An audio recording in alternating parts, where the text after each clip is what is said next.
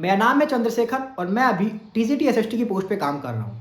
आज की इस वीडियो के अंदर मैं आपको बताऊंगा डीएसएसबी, केवीएस, एनवीएस या बीपीएससी टीआरई 4.0 के अंदर सिलेक्शन लेने की एक सटीक रणनीति क्या हो सकती है।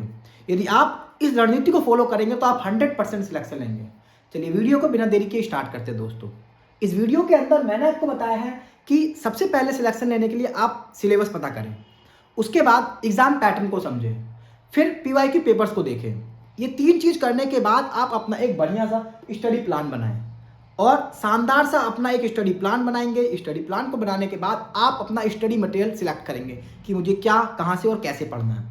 उसके बाद आप हर दिन का अपना एक टारगेट सेट करेंगे। उस टारगेट को आप जहाँ भी पढ़ने बैठते हैं अपनी स्टडी टेबल के सामने में लगाएंगे, या फिर आप इस तरीके का बोर्ड ले लीजिए, बोर्ड पे डेली का टारगेट लिखिए। सोने से पहले जो भी आप टारगेट लिखेंगे उसको लिख के रखेंगे। अगले दिन सुबह होते ही सबसे पहले आप अपने शेड्यूल बनाएंगे उस टारगेट के हिसाब से कि आज मुझे ये चीज़ यहाँ से ऐसे ऐसे पढ़नी है। उसके बाद क्या करेंगे दोस्तों, आप सबसे पहले जो भी आपने स्टडी मटेरियल इकट्ठा किया है उसकी फर्स्ट रीडिंग करेंगे। फर्स्ट रीडिंग के दौरान सिर्फ और सिर्फ आपको रीडिंग करनी है, अंडरस्टैंडिंग बनानी है, कुछ चीज़ें याद करनी है, कोई नोट्स नहीं बनाने। सेकेंड रीडिंग जब आप करेंगे तो उस समय आपने जो भी पढ़ा है, अंडरलाइन किया है, उसके नोट्स बनाएंगे।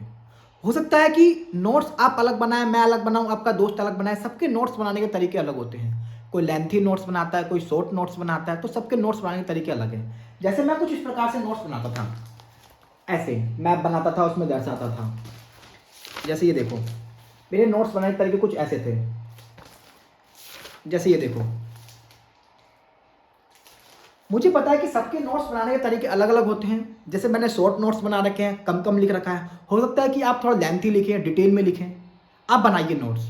उसके बाद जब आप थर्ड रीडिंग करेंगे, थर्ड रीडिंग के दौरान उस दौरान आपको सिर्फ और सिर्फ अपने नोट्स पढ़ने हैं, बुक को साइड कर देना है। और थर्ड रीडिंग में जब आप पढ़ेंगे तो उस नोट्स के अंदर से कुछ शॉर्ट नोट्स बनाएंगे, जैसे डायग्राम बना के दर्शाएंगे, पैम्पलेट्स बनाएंगे, मैप बनाएंगे। मैप के अंदर सभी चीज़ों को लोकेट करेंगे। इस प्रकार से यदि आप पढ़ेंगे तो आपकी अंडरस्टैंडिंग बनेगी, साथ के साथ आपको लर्न होता जाएगा, आपके दिमाग में इमेज छप जाएगी कि कहाँ पे क्या चीज़ लोकेट है। उसके बाद बारी आती है आपकी रिवीजन की। फिर उसके बाद जो भी आपने नोट्स बनाए हैं, डायग्राम बनाए हैं, पैम्पलेट्स बनाए या मैप के अंदर दर्शाया है, उसके माध्यम से आप रिवीजन करेंगे। और साथ के साथ जो भी आप पढ़ रहे हैं उसका वीक के अंदर रिवीजन करेंगे, मंथली रिवीजन करेंगे, रिव्यू करेंगे, वीक के अंदर रिवीजन करेंगे, मंथली रिवीजन करेंगे। इस प्रकार से यदि आप करते हैं तो आपका 100% सिलेक्शन होगा। और फिर एग्जाम तक यही प्रक्रिया आपकी चलती रहेगी।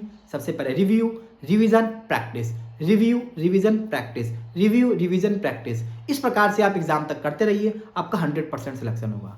क्या आप इस तरीके से पढ़ने के लिए तैयार हैं? यदि हैं तो कमेंट बॉक्स के अंदर यस लिखेंगे। इसके अलावा वीडियो अच्छी लगी तो वीडियो को लाइक करेंगे, चैनल को सब्सक्राइब करेंगे। धन्यवाद।